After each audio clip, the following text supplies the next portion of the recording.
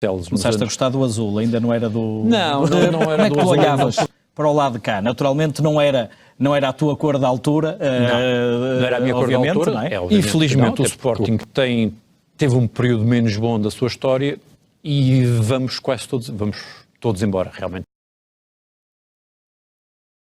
Onde é que treinavam e jogavam nessa altura? Nós não era mesmo em Alvalade. Era na nave desportiva que era um local... Primeiro havia o pavilhão o João Rocha. O pavilhão antigo. O pavilhão antigo do Sporting, que depois é demolido. Eu penso que será em 87 ou 86. Há de ter sido por aí, porque o título que tu ganhas no Sporting já é na nave desportiva em 88. Já é na nave. E, portanto, depois passamos a jogar na nave, por baixo do estádio, que era relativamente perto, o pavilhão do Sporting era ao lado do estádio, foi para a metro de Lisboa. E, portanto, era uma viagem, não era curta, eu sou sincero, não era curta, os treinos muitas vezes eram tarde, chegava à casa tarde, era complicadíssimo, mas como eu, eram quase todos. E as pessoas, muitas vezes, não havia pais a levar os meninos aos treinos. Havia os autocarros, havia os metros, havia o transporte público para nos levar-nos aos treinos, e realmente eu chegava à casa muitas vezes meia-noite e meia, porque os treinos eram tarde, depois ainda ia para Oeiras, era complicado, mas pronto, a coisa passou. Neste caso estava eu, o Pedro, o Paulo Almeida, o Vítor Fortunato, só para dizer 4 que as pessoas ainda se lembram, e fora os outros 6 que também estavam na minha equipa, principalmente de júniores, que todos fazíamos a mesma vida, ninguém era ali muito de perto do Sporting, era tudo, o Pedro era de Vila Franca, o Vítor era de Torres Vedras, o Paulo Almeida era da Parede, portanto... Todos tinham que fazer o seu sacrifício para lá chegar, diário, entre estudar e jogar, e estava-se a construir aí uma equipa que haveria de ser campeã. Como é que tu olhavas para o lado de cá? Naturalmente não era a tua cor da altura. Não era a minha cor da altura, não é? Obviamente que não, até porque o Porto era uma cidade distante. E se o Oeiras, Lisboa era longe, que dizer do Porto, não é? Claro. E nos anos 80... Não, mas naquela altura, principalmente juvenis e júniores, mais nos séniores, o Porto tinha mais poderio, era nos séniores, principalmente nos séniores em termos de docking. Porque eu, quando faço os júniores e vamos à final do campeonato de júniores, fomos campeões de júniores pelo Sporting, a equipa que foi connosco à final foi o Viana, foi a Juventude de Viana. Portanto, o que queria dizer que o Porto, nesse ano, realmente... O Porto era já uma equipa... Portanto, nós só nos preocupávamos com o Porto, por assim dizer, quando chegávamos a séniores. Porque até lá, as coisas andavam relativamente bem, mas realmente depois, quando subimos, eu tive a sorte, quando subo a sénior no primeiro ano do Sporting, que sou campeão nacional. E o Porto vai buscar uns jogadores argentinos, mas nessa altura o Sporting aposta na juventude e ganha o campeonato nacional.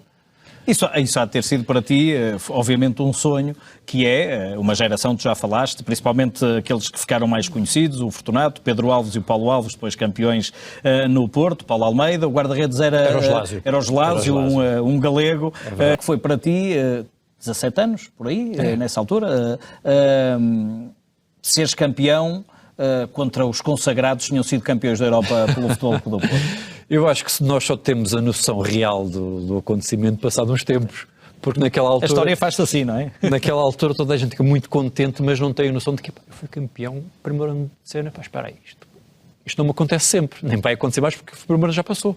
Mas só que quando as pessoas começam a falar do que aconteceu, é que nós começamos a ter a noção do que é que realmente se passou. E realmente vimos que tivemos uma sorte tremenda, porque o Sporting conseguiu juntar realmente um lote de jogadores fantásticos. Mas para nós, foi realmente, nós fazemos o ano de júniores no Sporting, que somos campeões, e subimos logo todos a sénior. E chegamos a sénior, somos campeões novamente. Infelizmente o Sporting teve um período menos bom da sua história e vamos todos embora, realmente vamos todos embora.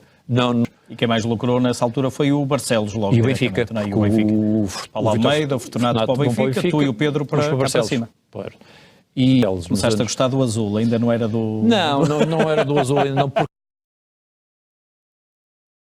O desportista, quando passa pelos clubes e muitas vezes muda de clube ou assume uma paixão por esse clube que... E cheguei ao Porto, realmente compreendi um bocado daquilo que se falava do Porto, do ímpeto das pessoas, do querer, desta vontade de ganhar.